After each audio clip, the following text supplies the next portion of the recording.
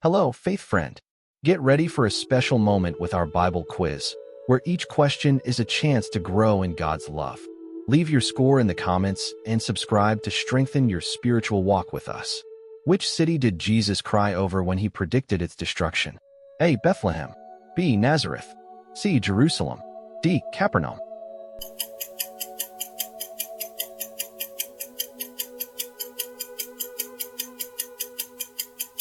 Correct answer, C. Jerusalem. Verse.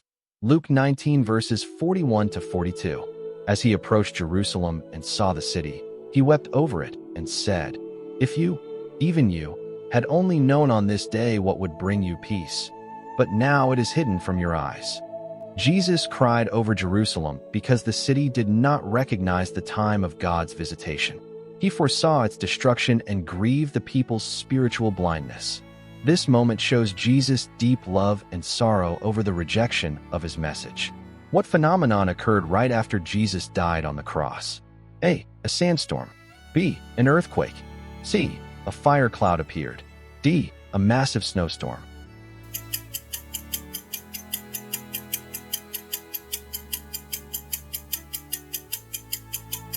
Correct answer, B. An earthquake. Verse. Matthew 27 verse 51. At that moment the curtain of the temple was torn in two from top to bottom. The earth shook and the rocks split. At the moment of Jesus' death, a powerful earthquake occurred and the temple veil was torn from top to bottom, symbolizing direct access to God. This extraordinary event marked the spiritual significance of Jesus' sacrifice for humanity's redemption. What animal is Jesus compared to in the book of Revelation? A. Eagle. B. Lion. C. Lamb. D. Serpent.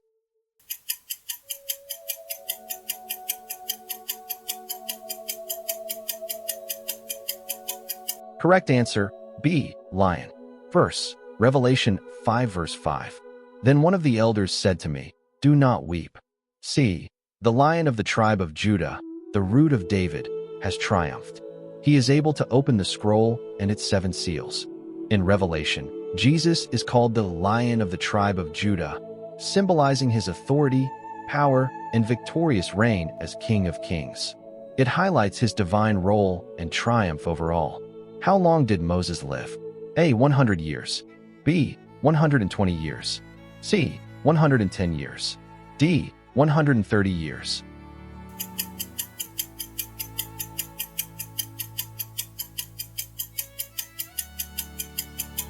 Correct answer, B. 120 years. Verse. Deuteronomy 34 verse 7. Moses was 120 years old when he died, yet his eyes were not weak nor his strength gone. Moses lived 120 years and remained strong and healthy until the end. He led Israel out of Egypt, received the law, and became one of the greatest leaders in biblical history. Ezra was a descendant of which biblical figure? A. David. B. Aaron. C. Abraham. D. Moses.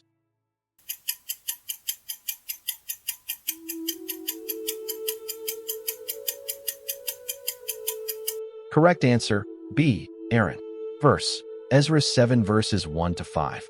Now after these things, during the reign of Artaxerxes king of Persia, Ezra son of Sariah, the son of Azariah, the son of Hilkiah, the son of Shallum, the son of Zadok, the son of Ahitub, the son of Amariah, the son of Azariah, the son of Meraioth, the son of Zerahiah, the son of Uzzi, the son of Buki, the son of Abishua, the son of Phinehas, the son of Eleazar, the son of Aaron the chief priest. Ezra came from the priestly line of Aaron, Moses' brother. This lineage strengthened his spiritual authority as a priest and teacher among the returning exiles. How many of Jochebed's children played important roles in Israel's history? A. 1. B. 2. C. 3. D. 4.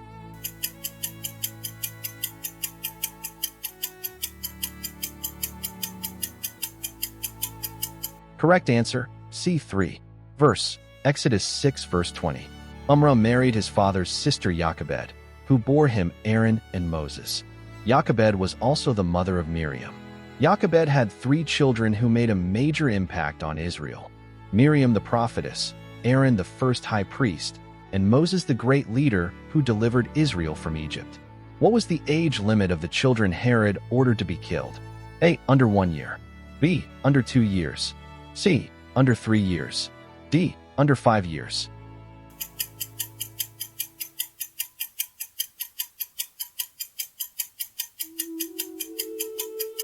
Correct answer, B.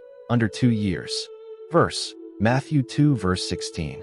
When Herod realized that he had been outwitted by the Magi, he was furious, and he gave orders to kill all the boys in Bethlehem and its vicinity who were 2 years old and under, in accordance with the time he had learned from the Magi. Herod ordered the killing of all boys aged 2 and under in an attempt to destroy the newborn King of the Jews, Jesus, who had been revealed to him by the Magi. Mordecai was the cousin of which woman in the Bible? A. Esther. B. Deborah. C. Ruth. D. Hannah.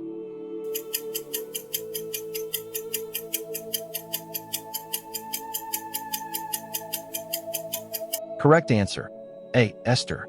Verse, Esther 2 verse 7. Mordecai had a cousin named Hadassah, whom he had brought up because she had neither father nor mother. This young woman, who was also known as Esther, had a lovely figure and was beautiful. Mordecai had taken her as his own daughter when her father and mother died. Mordecai was Esther's cousin, but more than that, he raised her like a daughter after she was orphaned. He played a key role in guiding and supporting her during her journey to become queen and save the Jewish people. What nickname did Jesus give to James and his brother John? A. Sons of Thunder. B. Sons of the Promise. C. Sons of Heaven. D. Sons of Light.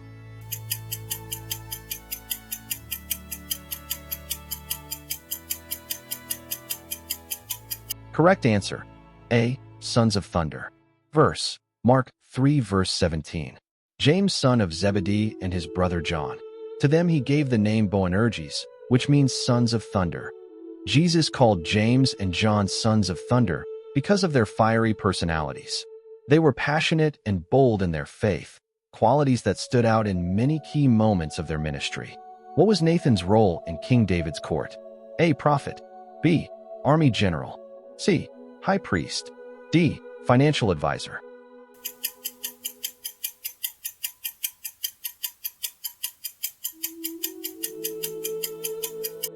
Correct answer, A. Prophet. Verse, 2 Samuel 7 verse 2. Then Nathan said to the king, "Whatever you have in mind, go ahead and do it, for the Lord is with you."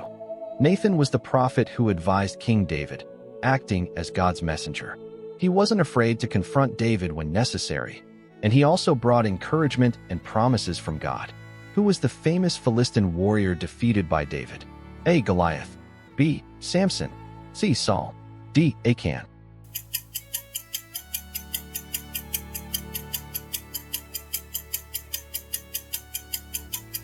Correct answer, A. Goliath. Verse, 1 Samuel 17 verse 49. Reaching into his bag and taking out a stone, he slung it and struck the Philistine on the forehead. The stone sank into his forehead, and he fell face down on the ground.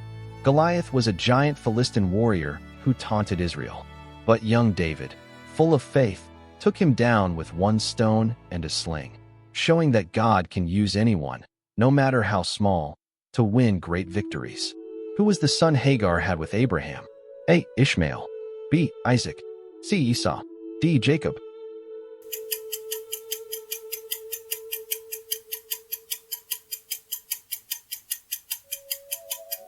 Correct answer, A. Ishmael. Verse, Genesis 16 verse 15. So Hagar bore Abram a son, and Abram gave the name Ishmael to the son she had born. Hagar, who was Sarah's servant, gave birth to Ishmael after Sarah told Abraham to have a child with her. Ishmael later became the ancestor of many nations, particularly the Arab peoples, who destroyed Jerusalem and the temple during the Old Testament period. A. Nebuchadnezzar, king of Babylon. B. Xerxes, king of Persia. C. Pharaoh of Egypt. D. Cyrus, king of Persia.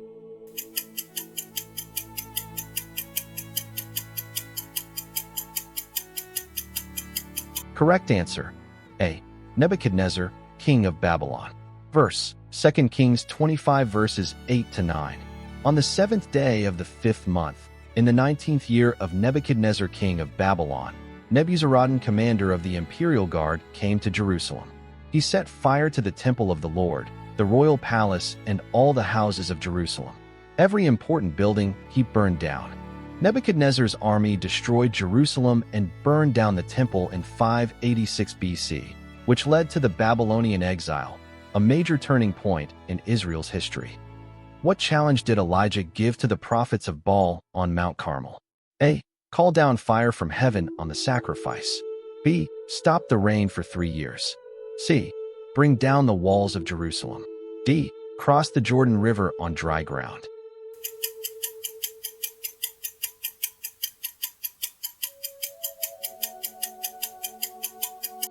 Correct answer. A. Call down fire from heaven on the sacrifice. Verse 1 Kings 18 verse 24. Then you call on the name of your God, and I will call on the name of the Lord. The God who answers by fire, he is God. Elijah boldly challenged the prophets of Baal to prove whose God was real. They failed, but when Elijah prayed, God sent fire from heaven, leaving no doubt about who was truly in control. Who led the victory song after crossing the Red Sea? A. Miriam. B. Moses. C. Aaron. D. Joshua.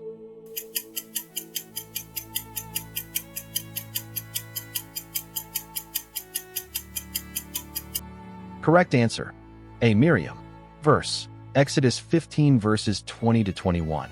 Then Miriam the prophet, Aaron's sister, took a timbrel in her hand, and all the women followed her, with timbrels and dancing. Miriam sang to them, "Sing to the Lord, for he is highly exalted. Both horse and driver he has hurled into the sea." After the Red Sea miracle, Miriam led the women in a joyful celebration song, praising God for his victory over Pharaoh's army. It was a powerful moment of worship and freedom. Thanks for joining us for this devotional time.